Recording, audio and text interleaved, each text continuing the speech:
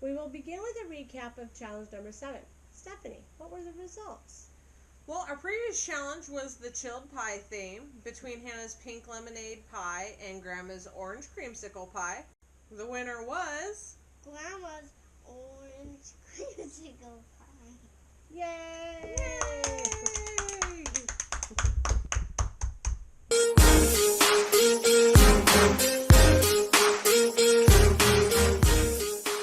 Welcome everyone to our channel, Cooker to Cooker. Today's challenge number 8 is a filled dessert. Hannah, what will we be making today? A ding-dong cake.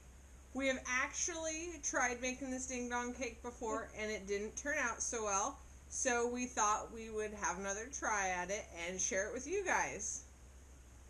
And I'm making ice cream filled profiteroles. Don't forget to subscribe and click the notification bell. Girls, Let's get started! here are the ingredients for my profiteroles, which is like a cream puff.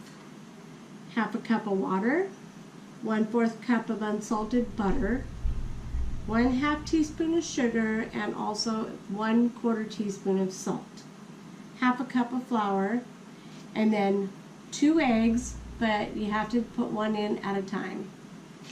So in my pan, I'm going to put my heat on medium. And you're going to start off with your water and your butter and then the sugar and salt. And I will be back after it's done. Okay, I've heated this on medium heat, and now that the salted butter is completely melted, then you add your 1/2 cup of flour, and you want to stir that all the way in. And then we're going to put it back on the burner on low heat to stir this dough up until it's no longer sticky and it's silky smooth. Alright, the mixture looks like a ball and it doesn't stick to the pan, comes right up. And then now you're supposed to add your eggs one at a time and stir them in, or beat them in really well. Okay, so let's do this. Looks like a smooth dough. And now I have to put it in a pipe bag and pipe 1.5 inch mounds, and preferably on a silicone mat, and that's what I'm going to try next. This will be my first time.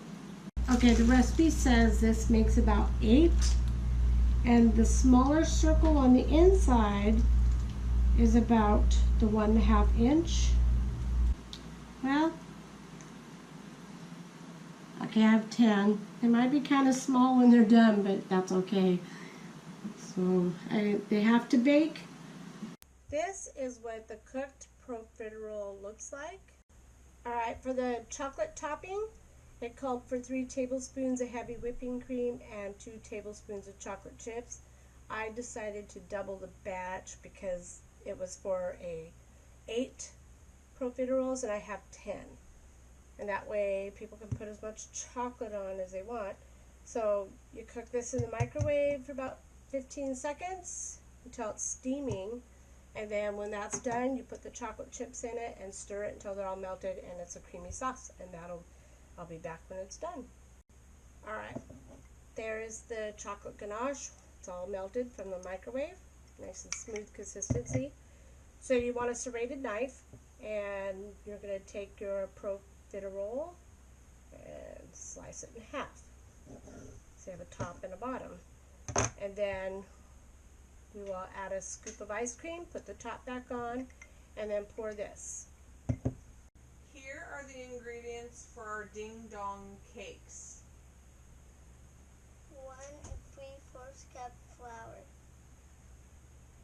2 cups sugar. 3/4 cup unsweetened cocoa powder.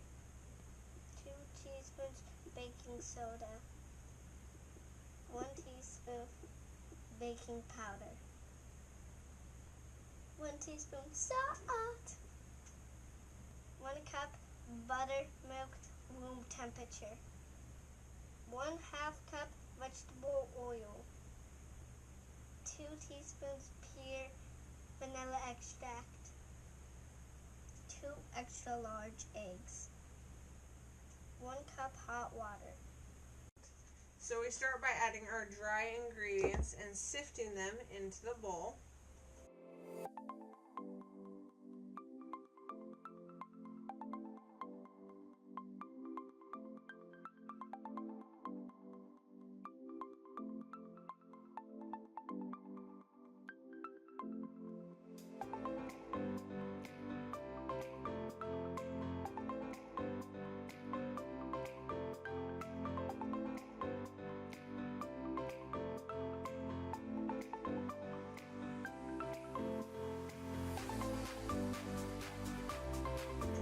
On low speed.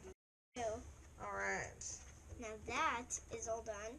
Now, when we added the hot water, we mixed it just until it was combined.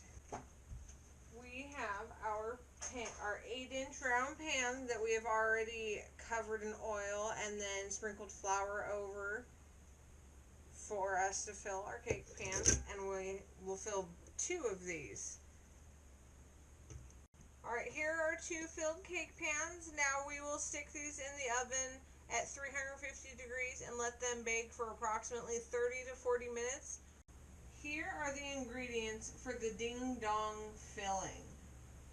1 cup sugar, 5 tablespoons flour, 1 cup butter, 1 cup whole milk, 1 teaspoon of vanilla.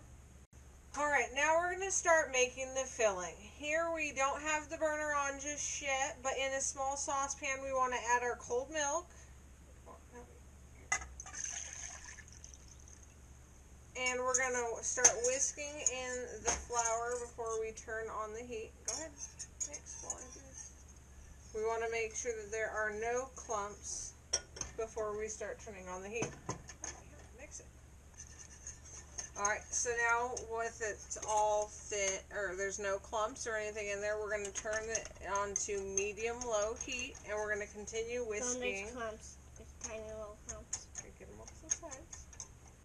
We're going to stir the entire time, and we're going to keep stirring it until the mixture is thick. Alright, now that we've whisked it for a while on medium-low heat, it has finally thickened up. Hannah, you want to show them how nice and thick that looks? So can you see how thick that is? Yeah, that's so thick. Alright, now we're pulling it off the heat here. And we are going to add our vanilla. You want to add the vanilla there? And I'll whisk it. And we're going to whisk it into there. And then we will have to let this cool completely before we can add it to the other mixture. Alright, now for the second part of the filling, we are going to cream together our butter and our sugar on medium-high heat until fluffy, which is suggested to be about 8 minutes. So we're going to do. Alright, now that it's completely cooled off, Hannah. And fluffy. There, let's pull this back so we can get in there. Now I'll just take this with the other spoon. It smells good. Can you try it? No, I'm talking from on this or no? No, it's just the vanilla that you taste. Alright, let me see. I want to taste it so bad. And then once this is mixed, we will continue beating it until it resembles more of an whipped cream texture. Alright, got that all in there. Can you get your hand to mix it with this? No. Alright, and here you can see it looks a lot thicker and more like a whipped cream. Now we're going to refrigerate this or let it chill for at least 30 minutes before we can assemble the cake.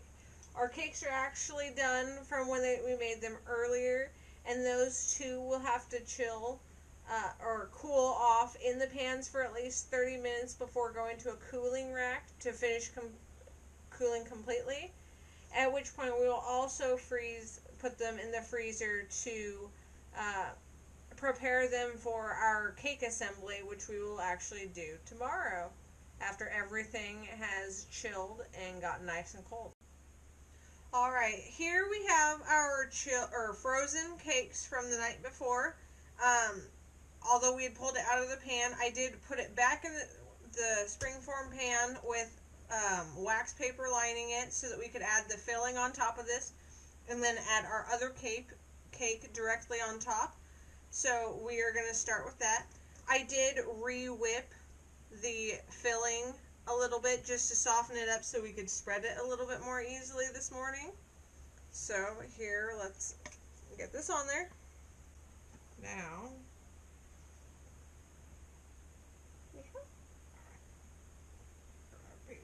grab 2 hands. Alright, now we're going to place this right on top. Alright, there we go. Now our top cake is a little bit smaller because our springform pan was a little bit bigger than our other one. So we will be cutting this down, but for now, it's looking good, and let's get this in the freezer so that it can stay nice and chilled while we do our topping. Here are the ingredients for the ganache topping. 2 cups of milk chocolate chips. 2 cups of heavy whipping cream, room temperature. Alright, so we have already preheated our heavy cream. We microwaved it for about 3 minutes on high, but you may do it up to 4 minutes, but you want to stop just before it begins to simmer so it's nice and hot but not overly hot. And then we poured the cream over our chocolate chips and let it sit for just a couple minutes so that it could start to melt the chocolate. And now we're going to stir it all together. I may even suggest, if it doesn't seem like it's thickening up very well, you can put it in the refrigerator to help it thicken up. And we'll bring it back and we'll show you what it looks like when it's all thickened up. Alright, we actually have our ganache all chilled and here. It actually took a lot longer than we expected to get the nice thickness that we wanted. We literally put it in the freezer for a good couple hours, but it's nice and thick, and I think it should work really nicely here to pour over the cake. 3, 2, 1, go.